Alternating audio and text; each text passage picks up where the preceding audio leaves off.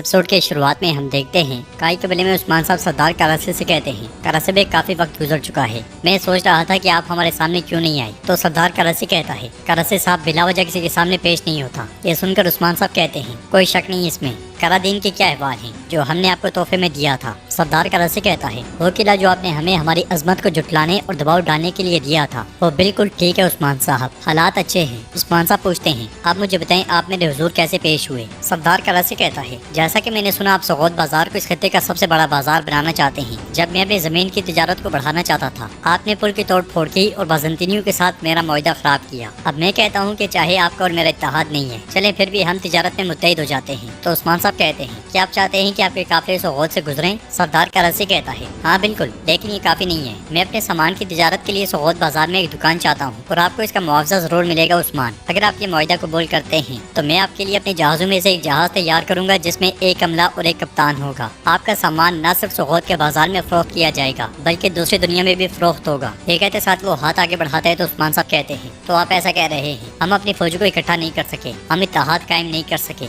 मगर चलें तिजारत में इकट्ठे हो जाते हैं। ये कहते साथ ही उस्मान साहब सरदार करासी के साथ हाथ मिला लेते हैं। सरदार करासी उस्मान साहब से कहता है, आखिरकार मैंने वो हाथ पकड़ा जो मैं आपकी तरफ बढ़ा रहा था उस्मान, आपने अच्छा फैसला किया। हमारा असल दुश्मन तो वो काफिर है, हम इस तिजारत के साथ बाज़ंतीनियों को उनके पैसों से महरूम कर देंगे इंशाल्लाह। आप अपना सारा सामान 3 दिन के अंदर जमा करें, हम सामान उन ताजरों को भेजेंगे जिनके साथ मेरा मुआहदा है, जहाज के जरिए मैं उसे भेजूंगा। तो उस्मान साहब बुरहान से कहते हैं, बुरहान, सगौत, कबाइल, कराजैसार, मेगाजा और तमाम लोगों को खबर कर दो, हर कोई अपना सामान जमा करे। ये सुनकर सरदार करासी बहुत खुश होता है। अगली सुबह सब लोग सामान जमा कर रहे होते हैं, छोटे से लेकर बड़ा ताजिर, हर कोई अपना सामान जमा करवा रहा होता है। भर भर के घोड़ा गाड़ियाँ रवाना की जा रही होती हैं। एक नई रेल पेल शुरू हो जाती है। लोग इस तिजारत से काफी खुश दिखाई दे रहे होते हैं, मगर खेमे के अंदर उस्मान साहब गहरी सोच में पड़े होते हैं। इसलिए में उरहान खेमे के अंदर दाखिल होता है और उस्मान साहब से कहता है, काफिला रवाना होने के लिए तैयार है हुजूर। फिर उसे परेशान देखकर उस्मान साहब पूछते हैं, बताओ तुम्हारे दिमाग में क्या है। तो उरहान कहता है, हुजूर मेरा मकसद ये नहीं कि जो आपने फैसला किया उस पर सवाल उठाऊं, लेकिन मुझे डर है कि ये करासी कोई नया जाल बिछा रहा है। तो उस्मान साहब कहते हैं, मैं तुम्हारे ज़हन में मौजूद शक को अच्छी तरह जानता हूँ, हो सकता है कि करासी साहब ऐसी कोई चाल चलें, मगर क्या तुम जानते हो कि बुनियादी तौर पर अहम क्या है। ये इल्मी सियासत है। ये मुआहदा मैंने अवाम की खातिर किया है। हमने अवाम के सामने एक कदम सरदार करासी की जानिब बढ़ाया। हमने कहा कि हम निज़ाम और तिजारत को खराब करने वाले नहीं हैं। बुरहान कहता है, आपके कहने का मतलब है कि अगर सरदार करासी से कोई गलती होती है तो अवाम और हजरात इसका हिसाब उससे लेंगे। हाँ, जवाब में उस्मान साहब कहते हैं, बिल्कुल ऐसा ही है, वो जैसे चाहे जाल बिछाए। ये मत भूलना कि अल्लाह बेहतरीन चाल चलने वाला है, कभी भी शक को अपने ज़हन से ना निकालना। रियासत शक्कों को शुबहात की कमी को बर्दाश्त नहीं कर सकती। नाज़रीन, फिर हम 3 दिन बाद का मंजर देखते हैं जहाँ उस्मान साहब बुरहान और सिपाहियों के साथ घोड़े दौड़ा रहे होते हैं। करादीन किले के पास सरदार करासी एक पहाड़ी पर बैठा होता है और समंदर में मौजूद जहाज को देखते हुए कहता है, अफसोस होगा, ये जहाज मैंने अपने हाथों से बनाया था। अगर इसे हासिल होने वाला फायदा इसकी कीमत से कम होता तो मैं हरगिज़ इसे कुर्बान ना करता। सिपाहियों, क्या सब कुछ तैयार है। तो संजार कहता है, जनाब तैयार है। यह सुनकर करासी कहता है, फिर हम एक तीर से 2 परिंदे मारेंगे। समुद्र के दूसरी तरफ लोकास अपने सिपाहियों के साथ मौजूद होता है और जहाज की जानिब देखते हुए कहता है, उस्मान उस्मान उस्मान, तुम जैसा कम अकल आदमी कैसे सोच सकता है वो मुझे हराएगा। जल्दी तुम्हारा सारा सामान मछलियों की खुराक बन जाएगा और तुम्हारे ख्वाब समुद्र की तह में डूब जाएंगे। उधर सरदार करासी समुद्र के किनारे मौजूद होता है। इसलिए में उस्मान साहब सिपाहियों के साथ वहाँ पहुँचते हैं। उन्हें देखकर सरदार करासी बहुत खुश होता है। घोड़े से उतरने के बाद उस्मान साहब उसके पास आते हैं तो वो कहता है, खुश आमदीद उस्मान साहब। उस्मान साहब कहते हैं, मेरे बेटे शहजादे अलाउद्दीन ने मुझे बताया कि सारा सामान जहाज पर लाद दिया गया है और अब जहाज अपने रास्ते पर निकल चुका है। सरदार करासी कहता है, जहाज तैयार है और हम आपके इशारे का इंतजार कर रहे थे उस्मान साहब। ये जहाज जो हमारे मुआहदे की अलामत है, आपके इशारे पर इसका बादबान खुलेगा। चले हम बिस्मिल्लाह करें। ये कहते साथ ही वो लाल तीर उस्मान साहब के हाथ में दे देता है और उस्मान साहब जहाज की जानिब तीर छोड़ देते हैं। ये देखकर सरदार करासी कहता है, हमारे इशारे से ये बादबान खुल जाएंगे, क्योंकि ये बादबान हवा से अपने सफर का रास्ता तय करते हैं। मगर देखते देखते जहाज एन उस्मान साहब की आंखों के सामने तबाह हो जाता है। पूरे के पूरे जहाज के छितड़े उड़ जाते हैं। ये देखकर उस्मान साहब गुस्से से कहते हैं, ये कैसे हो सकता है। बारूद वाले ड्रम टूटकर समुद्र में जा गिरते हैं। उस्मान साहब परेशान होते हुए कहते हैं, करासी साहब ये क्या है। उधर लोकास खुश होते हुए कहता है, ये हुई ना बात, जीत मेरी है और जीत हमेशा मेरी ही रहेगी। इधर उस्मान साहब गरजते हुए कहते हैं, करासी साहब ये क्या हाल है, हमने अपना सारा सामान जहाज पर लाद दिया, ये तमाम सामान तबाह हो गया और हमारी बड़ी कोशिशें रहेगा आगे। तो सरदार कराची कहता है अगर तुम्हारा सामान चला गया है तो मेरा जहाज भी डूब गया है। तो उस्मान साहब कहते हैं ये मेरा मसला नहीं है, आप मुझे इसकी अदायगी करेंगे। इस पर सरदार कराची कहता है मैं किसी भी चीज का हिसाब नहीं दूंगा उस्मान, जिसने भी ये किया मैं उससे हिसाब दूंगा। उस्मान साहब कहते हैं मेरी तरफ देखो,